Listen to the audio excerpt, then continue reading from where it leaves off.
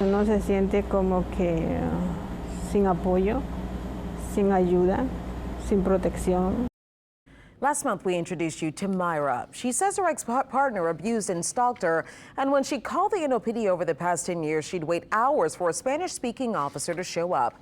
Now we're getting a closer look at how the department handles calls like that. They say they've made some big improvements in the past decade. That's thanks in part to the consent decree. Rachel Hanley walks us through.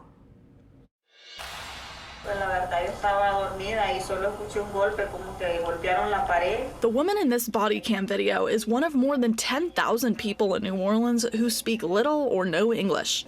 She's explaining her problem to a police officer through a smartphone app. That's one of a few new measures the NOPD says it's put in place for calls like this over the past decade. When we provided the cell phones, a lot of officers were a little hesitant about the service. So with training that we provided over the years, they feel more comfortable. Officer Leslie Guzman is the department's language access coordinator. Over the past few years, she's developed the NOPD's newest policy for handling calls involving non-English speakers. First, officers have to call for an interpreter. The NOPD has 33 right now, 31 who speak Spanish, 2 who speak Vietnamese. Guzman says they're preferable to technology, but they're not always available. That's when officers are supposed to use the app, which connects them to an interpreter virtually. There's even a camera option for sign language. My apartment, and she's got this big idea that she's gonna stay there. This is relatively new. The department started using this program in 2021 with 20 phones.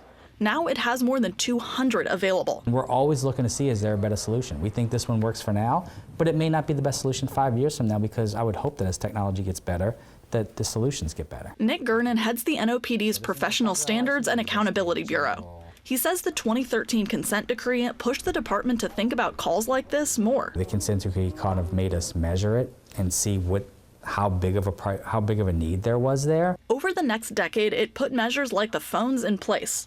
Now, he says the average response time for the most serious emergencies is 10 minutes and 14 minutes for calls involving non-English speakers. It's also why the department hired Guzman in 2019.